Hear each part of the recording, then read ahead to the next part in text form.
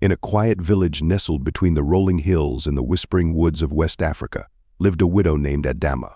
She was known throughout the village for her kindness and beauty. Her husband, Olumide, had been a brave warrior and a loving husband, but he had passed away under mysterious circumstances during a hunting expedition. The loss of Olumide left a void in Adamma's heart that seemed impossible to fill. Every evening, as the sun set over the horizon, she would sit by the baobab tree outside her hut, gazing into the distance, her eyes filled with unspoken sorrow.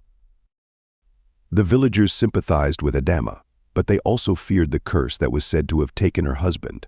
It was believed that a spirit from the forest, angered by the intrusion of men, had taken Olumide's life. This spirit, known as Nkwe, was said to be both beautiful and terrifying, a guardian of the forest who punished those who dared to disrupt its peace. The villagers dared not speak of Nkwe too loudly, lest they attract its wrath. Adamma's only solace came from her young son, Kofi. He was the image of his father, with his bright eyes and strong spirit. Kofi would often sit beside his mother, holding her hand and listening to the stories she told about his father. These tales, filled with bravery and love, were the only moments when a faint smile would touch Adamma's lips. Yet the burden of raising Kofi alone weighed heavily on her, and she often cried herself to sleep, praying for strength and guidance. One fateful evening, as Adamma sat under the baobab tree, she heard a faint whisper in the wind. It was a melodious yet haunting sound that seemed to call her name. She looked around but saw no one. The voice grew louder, its tone urgent and sorrowful. Adamma felt a shiver run down her spine. She knew that this was no ordinary voice. It was the voice of Nkwe, the spirit of the forest. Fear gripped her heart, but there was also a strange sense of hope. Perhaps, she thought, the spirit had come to offer her some form of solace or guidance. Gathering her courage, Adamma stood up and walked towards the edge of the forest. The voice grew clearer, leading her deeper into the woods. She walked for what seemed like hours, until she reached a clearing bathed in the soft glow of moonlight. There, standing in the center, was Nkwe. The spirit was as beautiful as the legends described, with flowing hair that shimmered like the night sky and eyes that held the wisdom of ages. Adamma fell to her knees, tears streaming down her face. "Why have you come to me?" Adamma asked, her voice trembling. Nkwe's eyes softened as she looked at the grieving widow. "I have come to ease your sorrow," the spirit replied, "but the path to peace is fraught with trials. You must be brave and willing to face the darkness that lies ahead. Only then will you find the answers you seek and the peace you so desperately crave." With these words, Nkwe vanished into the night, leaving Adamma alone in the clearing. The widow knew that her journey was just beginning, and though fear lingered in her heart, she felt a glimmer of hope. She would do whatever it took to uncover the truth and find the strength to protect her son. With a newfound resolve, Adamma made her way back to the village, determined to face the challenges that lay ahead. The next morning, Adamma awoke with a sense of purpose she hadn't felt since Olumide's death. She knew she had to unravel the mystery behind her husband's demise, and the only way to do that was to seek out the elders of the village. These wise men and women held the knowledge of generations, and if anyone could shed light on the spirit Nkwe and the events that transpired, it was them. Adamma gathered her courage and made her way to the hut of Elder Amara, the oldest and wisest of the village elders. Amara had seen many seasons come and go, and her eyes held the secrets of countless tales. She welcomed Adamma with a warm smile, offering her a seat by the hearth. "Elder Amara," Adamma began, "I seek your guidance. I need to understand what happened to Olumide and how Nkwe is involved. The spirit spoke to me last night, and I believe there is more to this story than we know." Amara's expression grew serious. She leaned closer to Adamma, her voice barely above a whisper. "The tale of Nkwe is an old one, my child. It is said that Nkwe was once a guardian of our people, a protector of the forest and its inhabitants. But long ago, a betrayal occurred. The ancestors broke a sacred pact with the spirit, leading to anger and sorrow. Since then, Nkwe's wrath has been a burden we must bear." Adamma listened intently, her heart heavy with the weight of the story. "What was this pact, Elder Amara? How can I mend what was broken?" "The pact," Amara continued, was one of respect and harmony. Our people were to honor the forest and its spirits, never taking more than what was needed and always giving back. But greed and arrogance led to the breaking of this bond. To mend it, you must undertake a journey to the heart of the forest, where Nkwe's shrine lies. There, you must offer a token of true sacrifice and seek the spirit's forgiveness. Adamma felt a mixture of fear and determination. She knew this journey would be perilous, but it was the only way to find peace for herself and her son. She thanked Elder Amara and left the hut, her mind racing with thoughts of the challenges that lay ahead. She would need to prepare, gather supplies, and most importantly, ensure Kofi was safe while she was away. That evening, Adamma sat with Kofi under the baobab tree, explaining her plan to him. "I must go on a journey, my son," she said gently. "It is the only way to bring peace to our hearts and honor your father's memory." Kofi, wise beyond his years, nodded solemnly. "I understand, mother. I will be strong and wait for your return. But promise me you will come back." Adamma hugged her son tightly, tears in her eyes. "I promise, Kofi.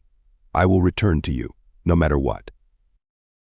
With a heavy heart but a determined spirit, Adamma set out on her journey the next morning.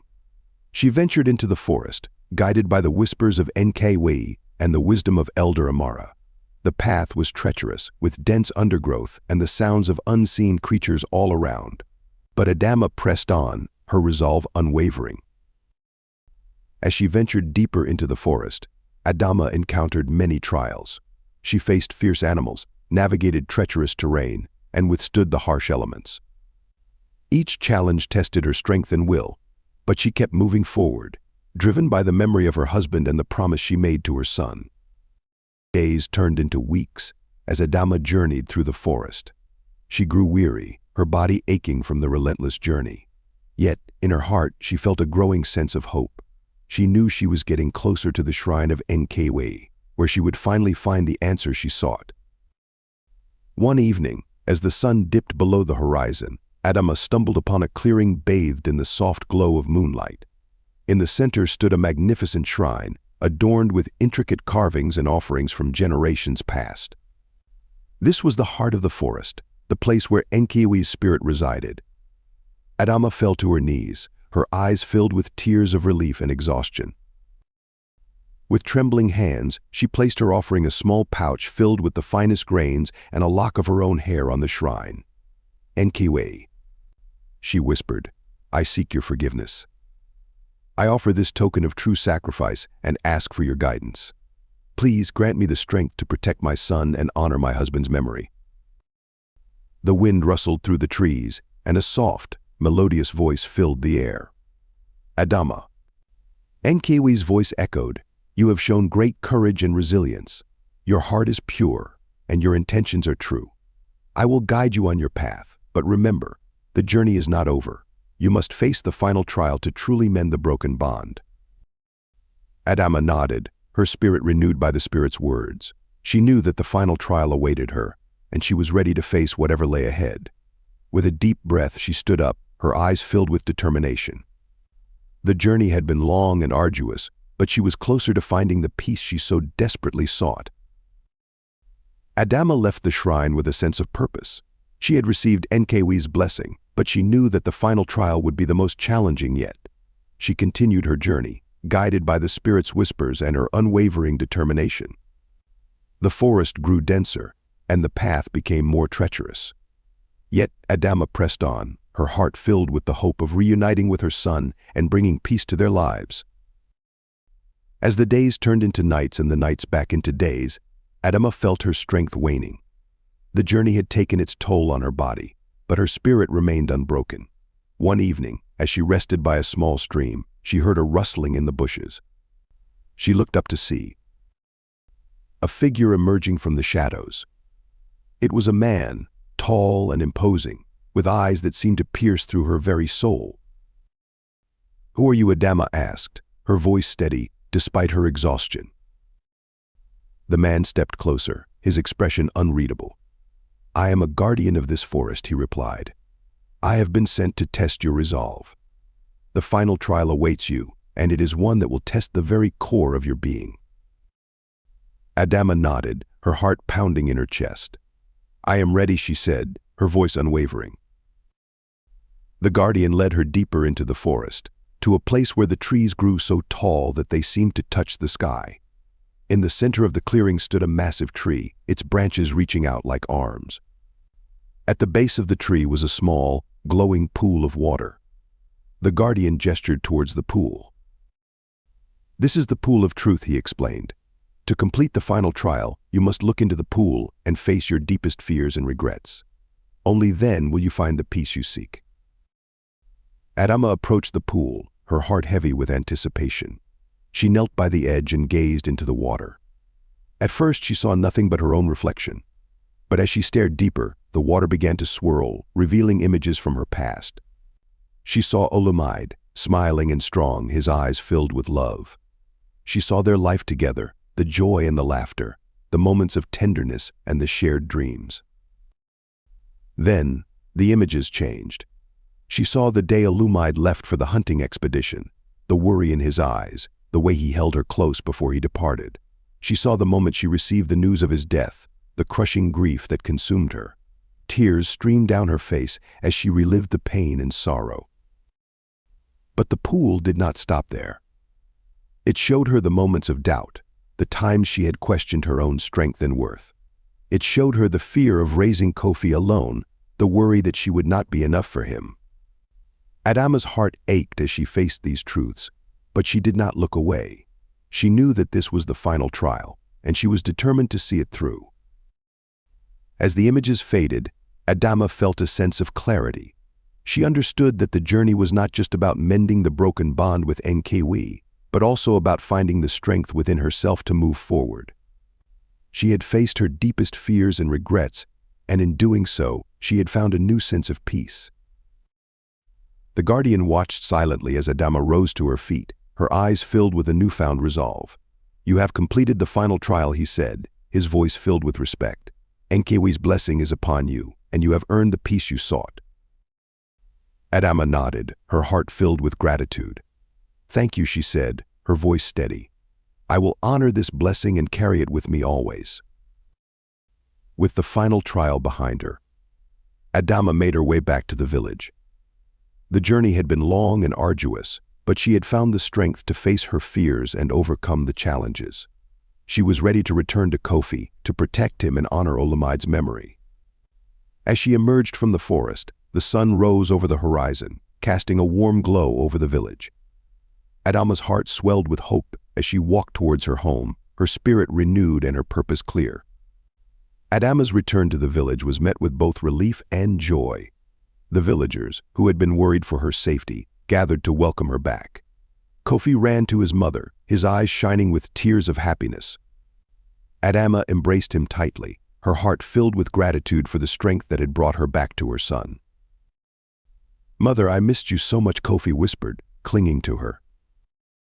"I missed you too," my son, Adamma replied, her voice choked with emotion. "But I have returned, and we are stronger than ever." The villagers listened in awe as Adamma recounted her journey, the trials she had faced, and the blessing she had received from Nkwe. Elder Amara nodded approvingly, her eyes filled with pride. "You have shown great courage, Adamma," she said. "You have mended the broken bond and brought peace to our village." Adamma smiled, her heart lightened by the elder's words. But she knew that her journey was not just about her own peace, it was also about ensuring a better future for Kofi and the village. With Nkwe's blessing, she felt a renewed sense of responsibility to protect and nurture her community. As the days passed, Adamma worked tirelessly to strengthen the bond between the village and the forest. She organized ceremonies to honor the spirits, teaching the villagers to respect and cherish the natural world. Under her guidance, the village flourished, and the fear of Nkwe's wrath began to dissipate.